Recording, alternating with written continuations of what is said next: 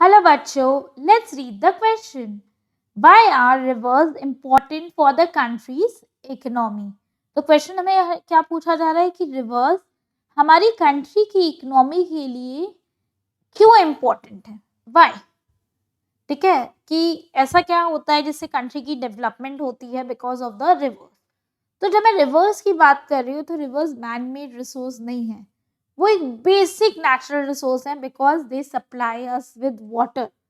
And हमें पता है जल है तो जीवन है, और जल से कितनी सारी चीज जुड़ी हुई है. मतलब हमारी लाइफ की हर एसेंशियल चीज, बेसिक चीज, सुबह उठने से लेकर रात को सोने तक हर चीज में हमें पानी की जरूरत होती है. वैसे ही जो कंट्री है उसकी जो इकोनॉमी है वो भी पूरी पानी पे डिपेंडेंट होती है. ठीक है, अब इंडिया की जब मैं बात करती हूँ तो टेल मी, इंडिया की इकोनॉमी किस पे चलती है. इंडिया की इकोनॉमी एग्रीकल्चर पे चलती है. यस, और एग्रीकल्चर में क्या चाहिए, आपको पानी चाहिए. बट क्या पूरे साल हमें पानी मिलता है बारिश से? नहीं. जब बारिश बंद हो जाती है तो वो टाइम पे ये जो रिवर्स हैं वो काम आते हैं for irrigation purpose.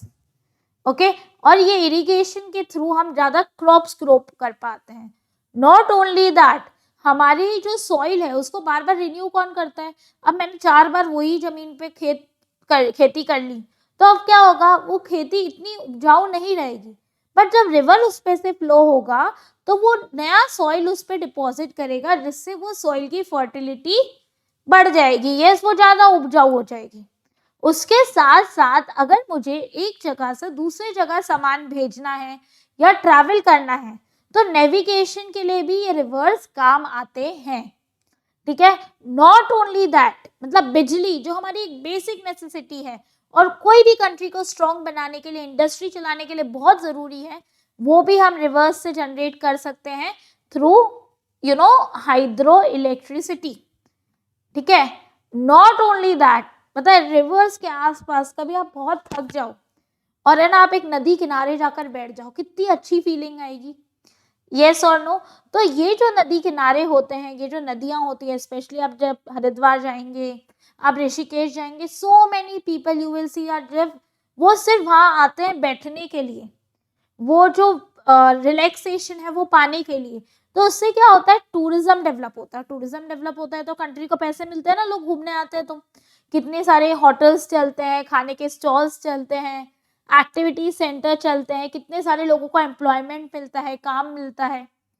Not only that, country के पानी हमारे डोमेस्टिक पर्पस के लिए भी बहुत इंपॉर्टेंट है. हमारा सारा घर का काम रुक जाए अगर एक दिन पानी नहीं आए.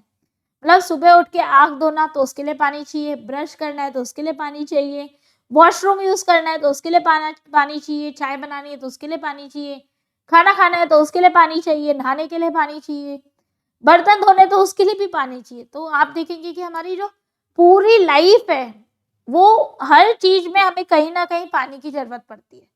और लाइफ की हमारी खुद की बॉडी ही 70% पानी से बनी हुई है. नॉट ओनली दैट, ये रिवर्स बहुत सारे लोगों को एम्प्लॉयमेंट देता है थ्रू फिशिंग. कितने सारे फिशरमैन होते हैं जो फिशिंग पे डिपेंडेंट होते हैं, क्योंकि ये फ्रेश वाटर रिवर्स में आप आराम से फिशिंग कर सकते हैं. और ये फिशिंग से क्या होता है, फिशरमैन कम्युनिटी बढ़ती है. ओके, नॉट ओनली दैट, आप ये देखेंगे कि जहां से भी पानी बहता है, ठीक है, वहां का जो मौसम होता है वो बहुत सुहाना होता है. Climate is very very calm. तो ये जो रिवर होती है ना, ये क्लाइमेट को मॉडरेट करने में हेल्प करती है. मॉडरेट करने मतलब ना ज़्यादा गर्मी होती है ना ज़्यादा ठंडी होती है, एकदम संतुष्ट चैन भरा क्लाइमेट वहाँ पाया जाता है. और जहाँ चैन भरा क्लाइमेट पाया जाता है वहाँ इंसान ऑटोमेटिकली बहुत रिलैक्स होकर ज़्यादा अच्छे से काम कर पाता है. यस और नो. आई होप आप समझ गए हैं कि रिवर का क्या इम्पोर्टेंस है. ठीक है, वो जो पानी देते हैं उससे क्या क्या फायदे होते हैं.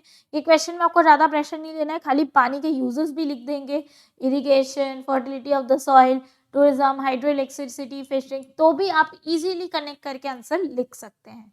I hope you have understood the question as well as the answer.